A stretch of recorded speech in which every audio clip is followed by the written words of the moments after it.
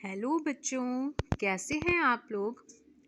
आज मैं आपके लिए एक बहुत ही अच्छी सी एक कहानी लेकर आई हूँ जो कि बहुत ही इंटरेस्टिंग है एंड आई होप कि आप लोगों को ज़रूर पसंद आएगी। तो इस हमारी प्यारी सी कहानी का नाम है बुद्धिमान राजकुमार, जो कि बहुत ही अच्छी कहानी है, बहुत सीख देने वाली है। तो आइए चलिए शुरू करते हैं इस प्यारी सी कहानी को। एक बार की बात है कि एक राजा के 3 बेटे थे। राजा ने तीनों बेटों का अपना खूब ख्याल रखा हुआ था और उनके खेल कूद की अच्छी से अच्छी व्यवस्था राजमहल में की हुई थी। उसका बहुत बड़ा एक विशाल महल था जो कि सोने चांदी और हीरे जवाहरात से भरा रहता था। उनके पास खूब सारे हाथी, घोड़े और सैनिक भी थे। तो राजा इन सब चीज़ों को देखकर और अपने सुंदर सुंदर प्यारे प्यारे बच्चों को, तीनों बेटों को देखकर बहुत खुश रहता था। वो बहुत संतुष्ट था, लेकिन जैसे जैसे समय बीतता गया वो बूढ़ा हो रहा था। तो जैसे जैसे वो बूढ़ा होने लगा तो उसको एक चिंता सताने लगी कि मेरे महल का ख्याल कौन रखेगा और मेरे बाद मेरे राजपाट का, मेरे राज्य का क्या होगा, कौन संभालेगा इसे।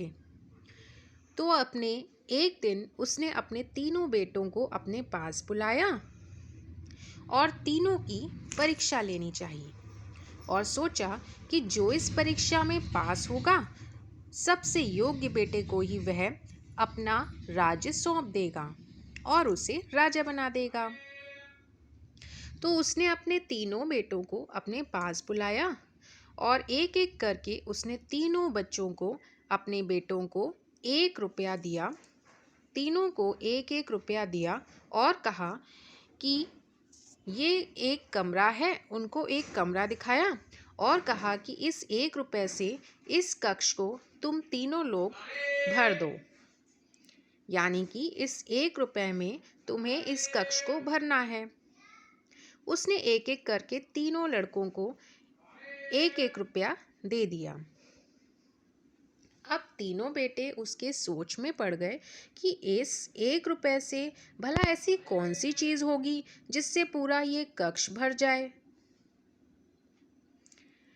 तो एक बेटा बाजार गया और वो रुई खरीद कर ले आया और उसने पूरे कमरे को रुई से भर दिया।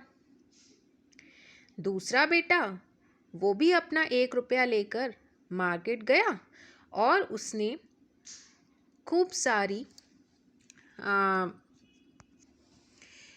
सारा भूसा ले आया और उससे उसने पूरे कमरे को भर दिया। तो पहले बेटे ने तो रुई से पूरा कक्ष भर दिया, दूसरे बेटे ने भूसे से पूरा कक्ष भर दिया, लेकिन तीसरा बेटा जो सबसे छोटा था वो सोच में पड़ गया कि मैं कौन सी चीज़ लाऊं जिससे कि ये पूरा कमरा भर जाए। तो उसको कुछ भी नज़र नहीं आ रहा था, वो चुपचाप बैठ गया। राजा उन तीनों बेटों के पास आया और कहने लगा, बेटा तो चलिए अपने अपने कक्ष दिखाइए कि आप लोगों ने क्या क्या चीज़ें खरीदी हैं। पहले बेटे ने अपना कक्ष दिखाया और उसमें रुई पूरे कमरे से भरी हुई थी। दूसरे बेटे का कक्ष देखा तो उसने अपने कमरे में पूरा कमरा भूसे से भर रखा था। और जो तीसरा बेटा था, सबसे छोटा, वो उस कमरे में गया और वहाँ एक मोमबत्ती जलाकर बैठ गया, जिससे कि पूरे कमरे में प्रकाश हो गया और कमरा देखने में बहुत सुंदर लग रहा था। पूरा कमरा प्रकाश से भर गया। तो राजा उस बेटे की बुद्धिमानी देखकर बहुत खुश हुआ कि उसने पूरे कमरे को सिर्फ एक मोमबत्ती से भर दिया। उसने तुरंत उस बेटे को अपना सारा राजपाट सौंप दिया और उसे राजा बना दिया।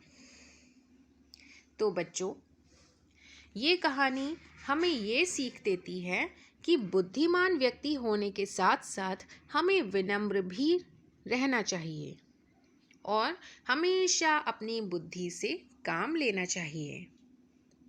तो कैसी लगी आप लोगों को ये स्टोरी? और अगर आप लोगों को ये स्टोरी अच्छी आई हो, अच्छी पसंद आई हो, तो प्लीज़ लाइक, सब्सक्राइब और शेयर करिएगा।